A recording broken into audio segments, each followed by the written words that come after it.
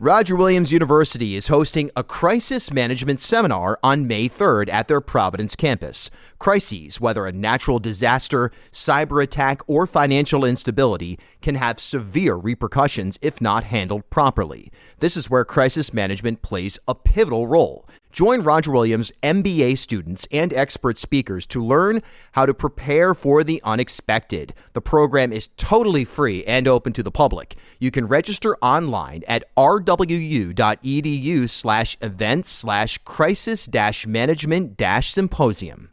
This is the Bartholomew Town Podcast. All right, so the big story in Rhode Island politics this morning is that Speaker Shekarchi is not going to be running for Congress. A statement that came out about a half hour ago. I'm recording this on Friday morning about 11:30.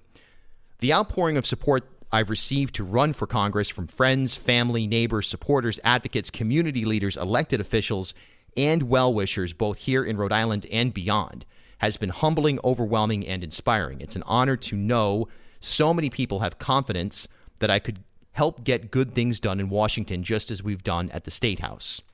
At this time, however, I believe I can do more to help our state by continuing in my role as Speaker. This decision is not a political one, but a deeply personal decision after discussions with my family, close friends, and House colleagues. I remain ever grateful for the opportunity to serve as Speaker, a job I truly love. While I will not be a candidate for Congress this year, I look forward to continuing to work with partners in federal, state, and local governments to bring people together and improve the lives of Rhode Islanders. By the way, simultaneously this morning, an announcement from Cynthia Mendes, who also says she will not be running for Congress as well. So, what does this mean? Number one, first of all, the Speaker is, we're working on it right now. It looks like it's pretty much confirmed. This afternoon, I'll be in for Dan York on WPRO 3 to 6. Expecting to have the Speaker join me. We're just finalizing details on the time, but sometime between 3 and 6, I'm expecting Speaker Joe Shekarchi to join me live on WPRO. So we'll have, obviously, a lot more detail, if there really is any more detail in terms of the decision. It's pretty well laid out here. And it's pretty, this process was pretty transparent, I think, just from the standpoint of any observer. You're the Speaker of the House, arguably, if not definitely, the most powerful position in all of Rhode Island politics at a time when Speaker Shekarchi has forged coalitions that are actually being productive on a number of key issues, not the least of which is housing, where just yesterday a package of 12 bills were introduced that can really change the dynamics around the housing crisis conversation outside of the purview of Stephen Pryor and the housing department. The Speaker is kind of taking on the role on his own to a certain extent. At least you can make the argument that the General Assembly is saying, hey, we're going to do our thing. And that, amongst many other initiatives and, again, coalitions and relationships that have been established inside the chamber, that, to lose a Speaker Shekarchi would be a great blow to the state of Rhode Island. No matter where you stand politically, be it on the left, be it sort of a moderate, be it on the right, Shekarchi is an ideal speaker in that he can be a vessel to communicate between different portions of the chamber and different portions of the Democratic Party. Some people are going to say, he's too conservative. Some people are going to say he's too liberal. At the end of the day, most people would agree that he's an effective Speaker of the House. So for that very reason and that reason alone, you can establish that in many ways this is a good thing for the state of Rhode Island, that he is actually going to stay in the role of Speaker of the House, or at least stay in General Assembly and seek re-election, and obviously to retain the speakership as time moves along. There's also the personal side of this, where he has an effective law practice. You'd have to leave that behind should you make a decision to run for Congress, and an elder father, which he cites as someone he wants to be around, and it makes complete sense. The reality of this whole situation is that there's been a lot of speculation, a little bit of palace intrigue as to who would step up and actually run for this office. Now, I have a feeling here as we move towards April that anybody who's going to make a decision in one way, shape, or form is going to do so within the next couple of weeks. I mean, at that point, it is kind of game time. And obviously, we see that today with the Shekarchi announcement, also the Mendes announcement, and quite frankly, with Sabina Matos and her announcement, even as soft of an announcement as it was. But look, what does this do to the congressional race? Well, number one, Shekarchi, although his campaign account is a state campaign account, and that means that much like then Treasurer Magaziner, were he to run for a federal office, he would have to convert those donations in a really, quite frankly, annoying process to get the funds to a federal account. He had tons of money. I mean, he was sitting on, I believe, well over $1 million, and from a fundraising standpoint alone, had a campaign account that would have been arguably the most formidable of anyone, even with potential private dollars from someone like a Helena Bonanno Folks that may come in and enter the race. But where does this leave the race right now? Obviously, the main candidate is now Sabina Matos, the lieutenant governor. There's supposedly going to be some kind of formal announcement, some sort of formal press conference or something like that that's going to come in April. But she's in. She's made it clear the lieutenant governor is running. And look, a lot of people underestimate Sabina Matos as a political animal, and they should not do so because she actually has a wider appeal than many casual observers may believe. She also has access to a fundraising apparatus within her family that can be substantial. And the platform of lieutenant governor, although it is somewhat, you would make the argument that it's certainly not the governor, if you in terms of exposure. And if you went down to, I don't know, the Warwick Mall and asked people who the lieutenant governor of the state of Rhode Island was, I don't know if more than 2 out of 10 people would be able to identify Sabina Matos as that person. She is on TV. She is out and about. She does have those community relationships, and she does have a position that can elevate her campaign on a day-to-day basis via that platform of lieutenant governor. But what about other people? Here's my take on all of this. As Shekarchi gets out, I think that this opens up the race for Don Grebian, the mayor of Pawtucket. This is an opportunity that really, with the Shekarchi announcement this morning that he is not going to seek this office, I believe Pawtucket Mayor Don Grebian is going to step up and is going to make an announcement that he will run for Congress. And look, here we go again. We've talked about it before here on the podcast. I've laid it out for you. There's 2 major peer groups in Rhode Island politics. One, although diminished, is the Gina Raimondo Alumni Network. The other, the Northern Rhode Island Mayoral Peer Group. And even though Sabina Matos is a member of the McKee administration, I certainly think that that Northern Rhode Island Mayoral Peer Group element that Don Grebian represents is going to be a major player in all of this, all the way up through the governor's office. Now, we haven't talked to the governor about this. This is just pure speculation, pure analysis from the bleacher seats, so to speak. But it certainly would make sense in a lot of ways that as Shekarchi leaves the picture when it comes to the Congressional District 1 race, Don Grebian enters in. Now, that kind of matchup between a Grebian and a Matos, you get 2 very different political styles and 2 very different types of political creatures. Grebian obviously comes from a perception standpoint anyway, being a popular mayor in Pawtucket, being somebody who is considering that he's just a mayor, and I say that in quotes, but he's got some statewide name recognition. He's been there for 1,000,000 years. He was around during the Paw Sox Stadium scenario. He's obviously there as Tidewater Landing becomes a statewide issue. And he's been somebody who has displayed, let's put it this way, a working class type of a persona that I think appeals to a lot of voters, or at least could appeal to a lot of voters. Now, there's also, let's be honest about it, Sabina Matos, is somebody who is painted oftentimes in the media as somebody who was elevated to lieutenant governor simply based on demographics. And while, look, the McKee administration, or more importantly, the McKee campaign, is not stupid, and they certainly knew what they were getting when they got Sabina Matos elevated to lieutenant governor, and it was certainly in many ways from a demographic standpoint for political reasons. Sabina Matos is an effective leader and is somebody who has a proven track record on the city council as the city council president.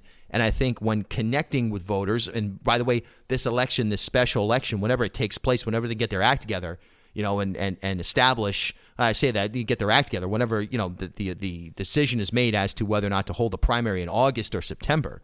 When this takes place, you expect to see a very low voter turnout. It's going to be a minuscule voter turnout, in fact, that'll decide this thing. But I think that a Sabina Matos can actually win over more people on a one-on-one basis than maybe some analysts would expect right out of the gate. Now, here's the other thing. Helena Bonanno Folks jumps into this, comes with a ton of money. The question is, does she want to take the risk of losing a second major race in less than a year? I mean, you look at some of the candidates who have been unsuccessful but prominent in recent history, no more so than Alan Fung, 3 races lost in a decade span. Now contract that down to a 1-year period for Helena Bonanno. Folks, it is a political end of career maneuver to lose an election, in my opinion, for a second time in a year. She certainly would have the money to put in, and would, even with any fundraising efforts that Grebian or Matos might engage in, it would be hard to compete on a financial basis with the Helena Bonanno folks. But also the connection level, right? Does Helena Bonanno folks get does the perception get out there that, hey, look, this is a corporate person.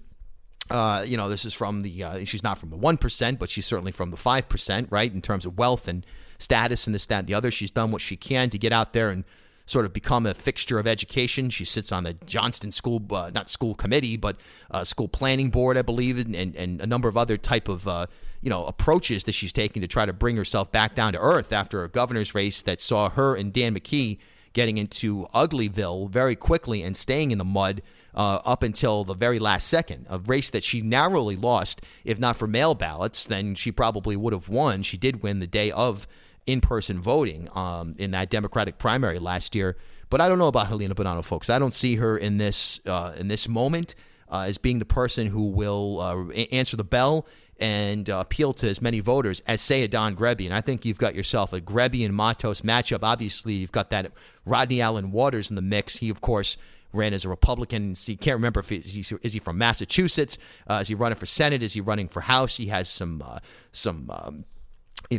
criminal charges on his record that are concerning, and now all of a sudden he's running as a Democrat. I mean, he's one of those guys that is a perennial candidate type character who may not even qualify for any reasonable debate as we approach the primary season. But nonetheless, he's in there. You probably will see some other people get in there. What about John Gonzalez, the up-and-coming Providence City Council person?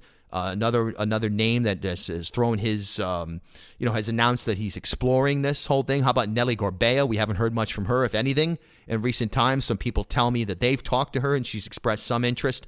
But I believe that following the governor's race and her kind of shift to the Salvia Regina and the private sector, that it's probably less likely than it seems like it could be for Nelly Gorbea, even though she has the name recognition on a statewide basis after that gubernatorial run.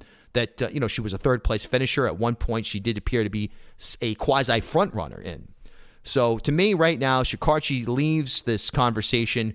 It now comes down to a Matos and I think Grebian race, and we'll see if that plays out and who else may jump in, who else may see this as an opportunity to say, hey, you know what, I want to get in this thing. While Shekarchi wasn't necessarily guaranteed this in any way, shape, or form should he run, I think anybody would agree that he would have been the immediate front runner and probably would be the most appealing across the board, just on a very baseline level, a very simple level, that, hey, he's the guy that has seemed to get things done, has been productive, and has the multi-factional support across the board, across the Democratic Party, and even amongst independents and conservatives who, although they may disagree with many of his political views, as do many of the progressives, at the end of the day, they know that this is a game of compromise, and he's somebody that could serve them very well. He also has that Warwick connection, given it would be helpful to have be a part of a political machine. We'll put it that way. Obviously, Grebian is a part of that Northern Rhode Island mayoral peer group. Matos is, to a large extent, a part of the Providence machine, certainly through her husband, who is a major fundraiser in Democratic Party in politics in Providence. Shekarchi would have a Warwick machine that, be it inside or outside of the district, would still have significant power and leverage in terms of getting into the race. But that is irrelevant now. Shekarchi not running for Congress. It is said and done. Hopefully we will be able to coordinate this. I'm going to end this podcast here. I can't even speak right now. I've got a million things going on. So I can jump into a call to try to coordinate and finalize this one-on-one conversation I'll have with the speaker on the radio this afternoon. We can get into some more stuff. One other thing I want to mention right now, a terrible tragedy has taken place in Middletown, Rhode Island, where frankly, it's being ruled a suspicious death. All right. And, my own sourcing down there has shown me that I'm pretty confident that there is when you say suspicious, what you've got is a scenario in which you have likely a murder, okay? And this is a kid who is a totally adored in Rhode Island, 39-year-old John Edward Corbett, photographer, musician, somebody who was at the heart and center of a lot of the community in the Newport County world, the Newport Preservation Society. Just a universally adored person, and a lot of people are hurting right now. A lot of people are suffering from the death of Edward Corbett. And I was at a press conference this morning with the Middletown Police, and look, they're not moving. I asked them, what's going on here? We do not have enough information about this to move forward with any specific details. But I can tell you this story, there's something up with it. There's more to it than is being led on. There are facts and bits of evidence, perhaps even, that have been shared with me. Obviously, I'm not going to tell you who told me that. I'm not going to tell you when and how I got that information. I can't verify if it's completely accurate or not, simply because the police department at their press conference today wouldn't tell you anything. I mean, they basically stood there and told you nothing. I live streamed it on my Facebook page if you want to watch it, Facebook Bill Bartholomew. But let's be honest about it. The Middletown Police Department today told you nothing about this, and just adds to the anxiety, the suspicion, and the concern. Now, they did say, the community's not in danger, things of this sort. But how do you say that to a community when you won't give them facts? And look, the reality is, like I said, this is not a kid, and you don't know anybody's full story. We all understand that. But this is not a kid who would be typically at the center of significant disputes. He was a beloved, wonderful kid, talented kid, artistic kid, generous person who had just ran into something extremely unfortunate, a death being ruled suspicious right now, and a story that we will obviously continue to follow in depth here on Bartholomew Town and across the platforms. My heart is broken over this one, and all I can say right now is that, geez, let's get the Middletown Police Department, and I understand they're waiting for medical examiner reports. I understand the state police and the Attorney General's office is likely involved in all this at this point, but we want to know what's going on. And who's we? I'm not talking about it from the standpoint of the media. I'm talking about it from the standpoint of the community. Because what's going to happen is you're going to start to see some players in media here in Rhode Island sensationalize this. You're going to start to see murder in Middletown type of graphics on 6 o'clock newscasts. You're going to start to see all kinds of drama play out and a whodunit type of which sells. I mean, take a look at cable news. What do they put up on there? They there's a murder in Massachusetts. They go there. You've got the Iowa murder. They're going to go there. The guy in South Carolina and killed his family. They're going to go there. This is the kind of stuff that the news media, particularly on the television side, craves. And before it turns into some kind of nonsense, some kind of sensationalistic ratings grabber, in an attempt to sell commercials about mattresses and pickup trucks and whatnot, let's get the facts straight. Let's get it out there to the general public so we can get this thing, people can start to process what actually happened. All right? Because you're not going to sit here and tell me or leave me satisfied with the suspicious death and we're looking into it. When you have facts that are bizarre, that are inconsistent, that are not being shared with the public, but I've been able to learn from talking to people off record. Okay, I know several people were approached and gave statements to the police department. And you've got a situation here that is simply not adding up and deserves to be addressed in a thorough manner. So we'll give the Middletown police a little bit of a pass today, understanding that this is still fresh, evidently, according to them, based on a question I asked. The timeline is that this suspicious death, quote unquote, occurred on Sunday, with a wellness check occurring by the police department on Tuesday, at which time they discovered the body of John Edward Corbett, 39-year-old Middletown photographer, musician, and all-around beloved individual member of the community, somebody who attended, just about every big event in town in one way, shape, or form, and again was generous, applied a lot of generosity to the community, comes from a family with a lot of history of that same mentality, and a family that suffered a tremendous amount of tragedy as well. So for that, and that alone, the Middletown Police Department, I would ask them to please put some information out there that people can start to wrap their heads around what happened with this horrific event, and not have it just simply be a we'll wait and see type of scenario. People are concerned. People are worried. The idea that this thing could turn into a media sensation is also something no one's brought it up until now. I'm bringing it up to you. I sense this, certain bad actors are going to jump at this. I'm not saying who they are. I'm not saying they necessarily even know that they're doing it, but you can see this turning into something completely out of control and not what it ought to be, which is a closure, a chance for closure, a chance for investigations to lead to hopefully some level of justice, and a chance for people who have been impacted by this tragedy to grieve and not be subjected to a real-time Hollywood-style,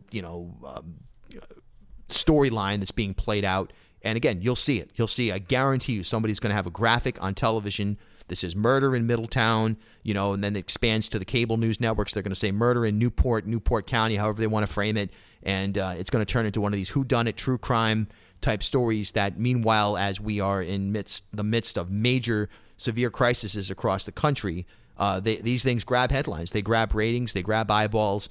And, not saying that the story doesn't deserve attention, but it deserves attention from a professional way, not from some kind of sensational way. And I'm very concerned that if the Middletown Police Department doesn't give us an update that can be reasonably digested by any thinking person and can provide some measure of closure to the friends, family, and acquaintances even, and the community as a whole that is impacted by this tragedy, geez, let me tell you right now, they better do it fast, because this thing will get out of control. And what's going to happen is the rumor mill. In fact, a reporter today for the Daily News was referencing, and he did a good job in framing this question. The Newport Daily News was asking about some rumors that had been speculated. Was he stabbed, this, that, and the other? What ends up happening is you start painting a multitude of pictures for the general public to use their imagination. It becomes gruesome, it becomes painful, and it becomes disruptive. So I urge the Middletown Police Department, please jump out and make something happen fast. Again, don't rush the investigation. We understand there's a process, but you guys know something, and what you've put out there today is simply not the extent of your knowledge, of your information. There's no way, in no way, shape, or form do I buy that. There's too many people who have already been sharing facts of the case off the record, behind the scenes, as to the specifics of this event, and the general public deserves to know, and the community deserves to know. And what's the difference? The community is the people who are around and have been around this person and his inner circle, and also the community of Aquidneck Island, which right now is being rocked by something that they can't wrap their heads around, and deserve to know answers. They deserve to know answers, and I do not want to see this thing turn into the type of garbage that we've seen other trials and murder mysteries and so on and so forth turn into, which becomes, you start to detach from the reality of a well-respected, who cares if he's well-respected, just a human life was taken. And, you want to use the word suspicious before you enter any kind of, statement that this was a murder. That's on you. I'm giving you an opinion right now when I tell you it was a murder. And the public deserves to know what happened on that incident. So that was this morning, along with the Shekarchi news. Obviously, two stories that are very different, but also converge on a similar thread of, tracks that will continue to develop.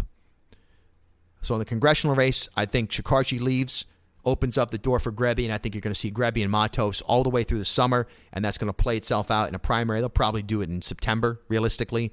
And then, obviously on this suspicious death in Middletown of somebody who is close to the arts community down there, of course, of which I'm a part of, we're going to continue to stay on that. I will not recuse myself from this either, because although I'm familiar with the individual, I cannot sit here and tell you that he was a close friend or anything like that. But I will not be stepping away from it from the standpoint of, this impacts me on the type of personal level that it does his close friends and family. However, I will tell you that it has rocked the artistic community in Newport, and it is just another tragedy that in the broad Rhode Island artistic community over the last year or so, just another loss that is just mind-blowing and devastating. So we'll stay on top of that for you. And, everybody, again, I'll be on WPRO this afternoon. This is Friday morning. It's Bill Bartholomew. Thanks for listening to the Bartholomew Town Podcast. At HealthSource RI for Employers, we provide access to health insurance to more than 1,100 local businesses and nonprofits, and 96% of them renew through us every year. Maybe it's our choice of 19 different health plans, our 10 years of customizing solutions, or our one local team of dedicated experts helping employers find quality health insurance. See how our numbers stack up for you. Learn more at healthsourceri.com/employers.